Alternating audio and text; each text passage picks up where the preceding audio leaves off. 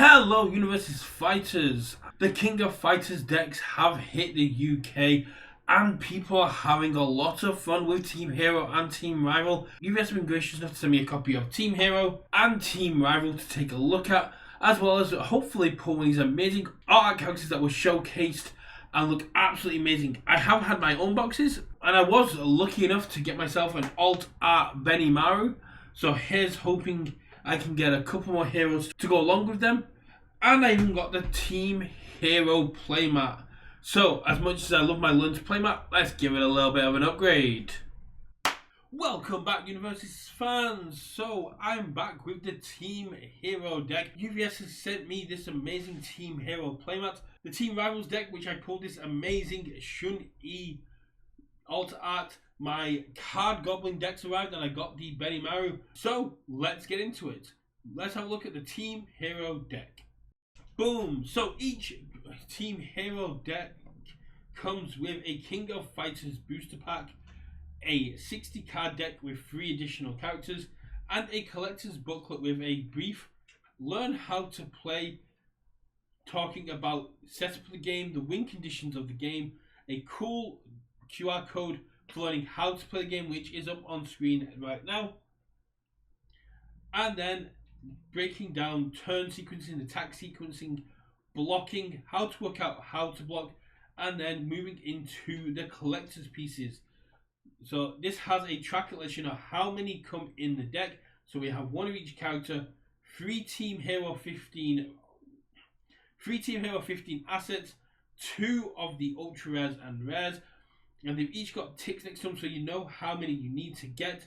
But then on top of that, at the back, it has the alt arts from the collector's packet that you know that there are 7 alt arts to get, 3 characters, 3 ultra rares, and 3 rares, allowing you to tick off if you can get a playset of these. So 1 of each character, and then 4 of the attacks. I am currently only missing. Only missing 1 of the alt art characters. So let's see if we can pull the last of Team Hero.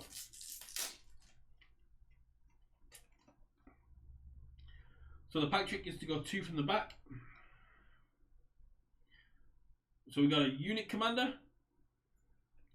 Team Hero 15. I think that's like my 3rd. Ground Hammer, First Division Front, Graffiti Artist, and an Assault Saber alt art leading is in. So did not manage to get the last alt art character for Team Hero. That is an absolute shame. So let's get into Team Hero, what the deck's designed to do, and what the characters do. Let's take a look. Okay, so we have Shun-E Amped Up Illusionist, Motemkin Sleeping Prodigy, and Benimaru Shooting Star. In both of these challenge decks, we get a 7-hander, a 6-hander, and a 5-hander, and each have their own very cool ability. Benimaru has 2 enhances, one that allows you to add any foundation from your stage to your momentum, and then depending on the cost of that foundation, reducing attack speed by the cost of that foundation. So you set up your momentum. Ideally, you want to use this in your opponent's turn, and you can keep reducing your opponent's attack speed down, making them easier to block and setting up more momentum for your next turn when you have the second enhance that says your attack gets +1 to its powerful rating or gains powerful 2. This means that you can set up having a lot of momentum and then give an attack powerful 2, or to take an attack such as the Mighty Blitz, which has powerful 4 on face, increase its powerful rating, and then go, this is now powerful 5, what are you going to do about it, as I pump a bunch of damage into it and say catch. Shun-E Amped Up Illusionist allows you to build in Thruster Vision foundations from your discard pile, committed once per turn. So you're talking 2 throughout a cycle, 1 in your turn, 1 in your opponent's turn, as long as the character isn't committed. And then as a second enhance, sacrifice a foundation. This attack is +1 damage for each card in your card pool to a maximum of 5. So going for these long strings, be able to play a bunch of foundations, then drop a cheeky little attack. Goes, here's a bunch of damage now on this attack. And if you sacrifice a Thruster Vision Foundation, you get to build it back in with Shun E, meaning that essentially you're just getting damage for free once per turn. And then the last one is Matemkin Sleeping Prodigy. If your attack deals 2 or more damage, you get to just straight up draw 3 cards as a commit cost. Then once per turn, Tenacious, but this ability requires Matemkin to be committed. Build 1 foundation from your card pool. Straight up, going first, you get to play a foundation, build it in. That's nuts. That is so very cool, so very powerful. If you have to commit your character going second to pass the check to play foundation, you get to build 1 in, lower progressive difficulty, and this could increase how many you get to build. Yes, they're only a 5-hander, but this is an absolutely solid piece, and you can lead to some very high roll early builds. Not only that, it doesn't have to just be a foundation. You get to build any card in face up or face down, so you can use assets. You could play an action, then build the action in. You can launch an attack, then build. Then after it hits for 2, you get to build it in, reducing your progressive difficulty and giving you more resources to extend your string. These are absolutely solid characters, and I'm very excited to see what Team Hero is able to do against Team Rival. So let's get into Team Hero. We have the Benimaru Collider, a 5 difficulty rare. After you play this attack's powerful ability, draw a card. So if you've been able to get momentum from Benimaru, or you play this later in the game when you already have some momentum, you get to utilize the powerful ability, and because it's a throw, it's going to deal some serious damage, and you get to draw a card.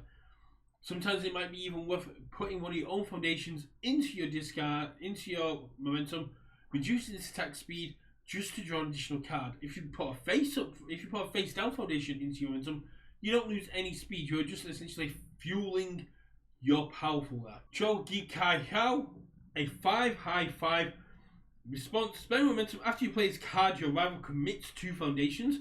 So we got Showdown on an attack.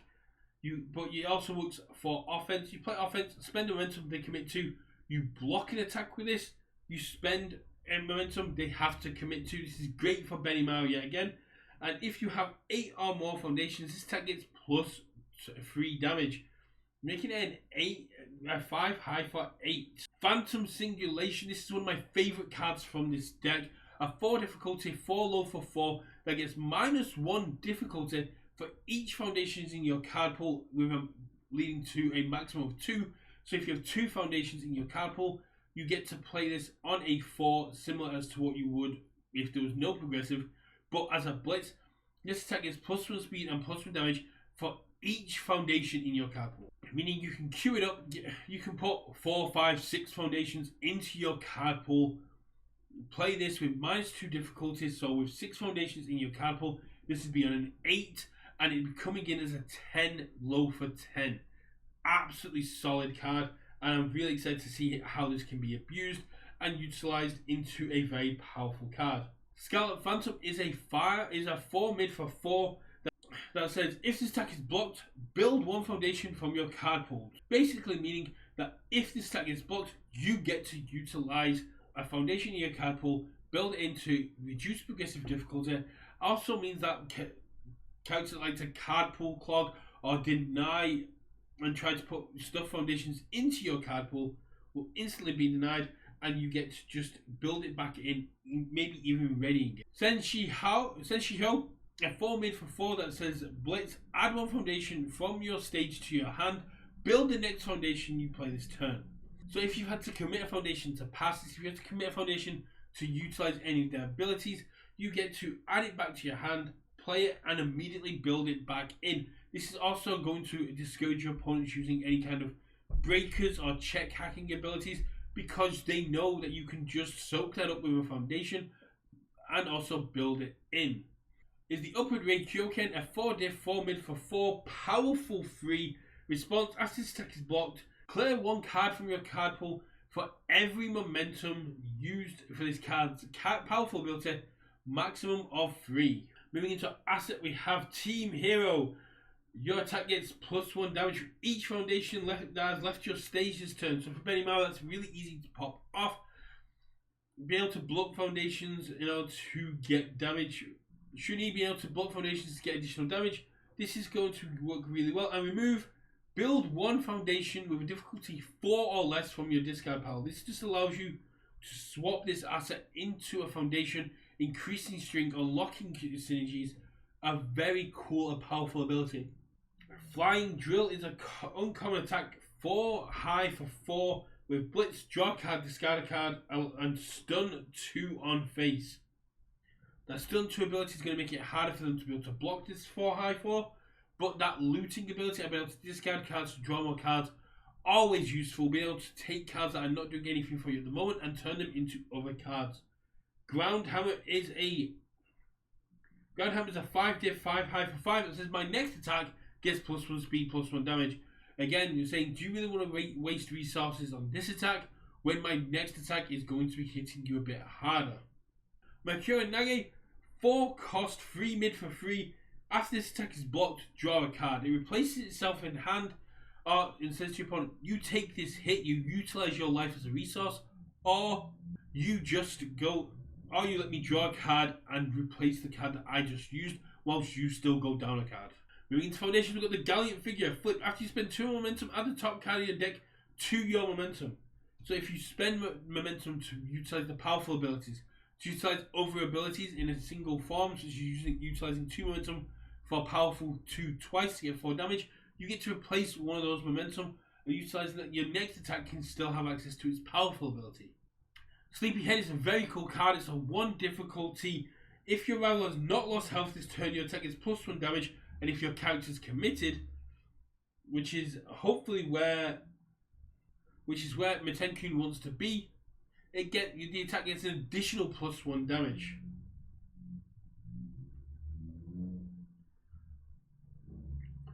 Students of Tung Fu Ru is a unique foundation that has sacrifice. This attack is +1 speed, +1 damage, and response after 1 or more foundations leaves your stage, gain a health.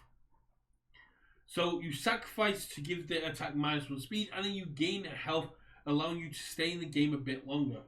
Substitute Member is one I really do like. It is a flip cost, changes attack speed to 3 on a basic enhance. No fist enhance, no I have to wait and play chicken and hope my opponent doesn't push all the buttons. You can utilize your speeds up and down. You can push your opponent to keep utilizing resources, and if the attack still is out of reach of where you want it to be, you flip Substitute Member and you get to pop this down to 3 speed, making it once again manageable to block. Thanks a Million is a 4 difficulty foundation that has a static that says if there are no foundations in your card pool, this gets -2 difficulty and -2 to its block modifier. With a response, commit. After you take damage from an unblocked attack, build the top card of your deck face down. This is a great way to utilize your health as a resource, and as a new player product, understanding your health is a resource is something that a lot of new players tend to struggle with. So Thanks a Million is a great way to teach players and teach new people that your health is a resource.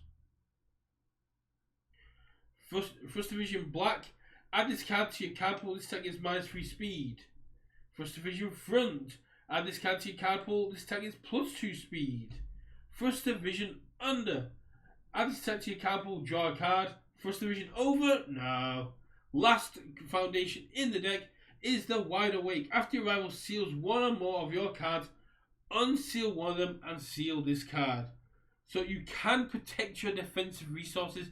This is a card that's kind of primarily designed to deal with Team Rival. Being able to keep your resource but still giving them the seal is still quite good. This deck seems very well statted against Team Rival, so I'll be very interested to see how it plays out in actual gameplay. In terms of new player products, I think this is really good. I think this is a great introduction to the game for anyone who is a fan of King of Fighters. I think Team Hero may have the edge against Team Rival in terms of utility of what they're trying to do versus Team Rival. But we'll have to wait and see how the gameplay comes down. Either way, these are now available at your local game store. Head out there, talk to your local game store, get events going, and hopefully I will get to see you at game night.